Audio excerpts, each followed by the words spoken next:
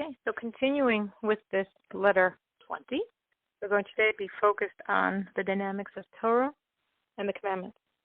When we look in the organization of the divine attributes, Torah is higher than the commandments.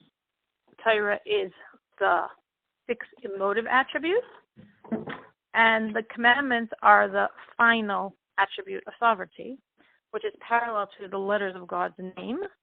The Torah is the 3rd letter, the Vav, while the commandments are embodied by the final 4th letter, the final Hey. So Torah is superior to the commandments. But if we look in their higher source, in the crown, which supersedes the organization of the 10 divine attributes, the commandments are higher than Torah. The commandments are rooted in the skull, specifically in the whiteness of the skull and the kindness of the skull of the crown. And Torah is lower than the skull. It's from the level of God's concealed wisdom, a wisdom that's concealed, that's giving the reasons for the commandments, which will only be revealed by the Messiah. So this concealed wisdom is within, and thus lower than, the skull of the crown, which transcends the divine attributes. So on the level of the crown, their source, so to speak, the commandments are superior. On the level of how they're expressed in the divine attributes, the Torah is superior. So why would this be? Because this is similar to an inverted seal. A stamp of an engraved seal leaves an impression, which is the exact opposite of itself. Right is left, left is right, what protrudes is indented, what's indented protrudes. So the protruding, superior level of the commandments in the crown descend within the divine attributes to be indented, to be lower, while the indented or lower level of Torah descends within the divine attributes to this protruding or loftier level. And this relates, of course, to a concept that we discussed earlier in this letter, the quotation, their beginning is wedged in their end, in their culmination. The beginning, the higher, superior level of the crown, in which we now understand the commandments are rooted, descends and becomes wedged in the culmination of the lowest level of the divine attributes, the divine attribute of sovereignty, which is where we're saying the commandments are found.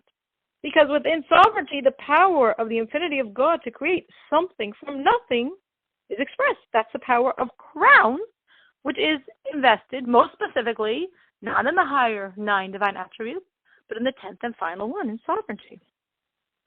As versus how we see creation occurring in the higher 9 divine attributes, which is the cause and effect model. The cause descends to become an effect. The effect then in turn becomes the next cause, which descends further, from which an effect emerges.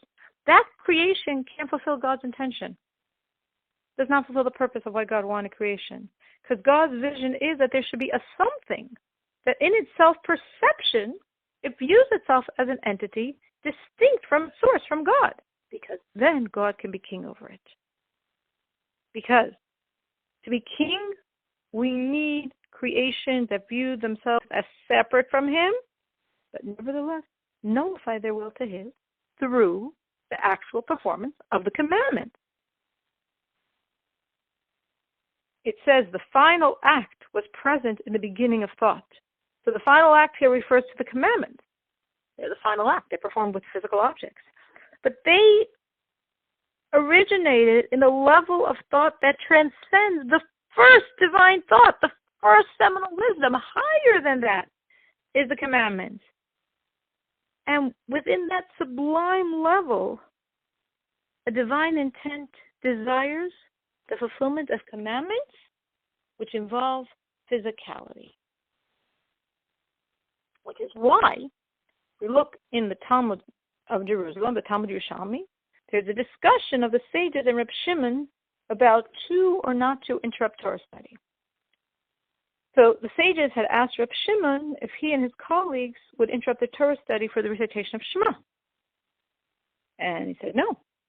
The sages then said, oh, right, because Shema you might view as Torah study. They're both, so to speak, learning. Shema is words of Torah. But surely Reb Shimon would interrupt his Torah study for the performance of a practical commandment in its proper time. In other words, this is showing that the sages are expressing that Torah study defers to a commandment whose time has arrived. And additionally, This Talmud quotes Rabbi Yochanan, who says, whoever learns the intention not to practice, you're going to learn Torah but not do the commandments, it would be better for him had his afterbirth turned over. In other words, had he not been born. So why does the Talmud use this expression, had his afterbirth turned over? And the Rebbe explains this very deeply and exactly in consonance with what we're saying here. The afterbirth is what's first formed by the seminal drop. And until the 40th day, when the embryo begins to take on form, it's the essential substance of the embryo. So the afterbirth comes first. It's in its essence and roots. And then it's ejected last and seemingly not as important. So this is exactly a mirror image of the commandments vis-a-vis Torah. The commandments are the essence of roots in Torah. Even though in our world the commandment is corporeal and the Torah is ethereal, it's wisdom.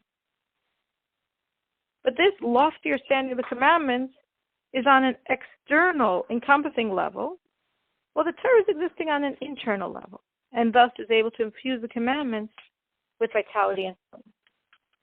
So, should a person study Torah and not intend to perform the commandments, he's lacking the root and foundation of Torah study. Better for him had his afterbirth turned over.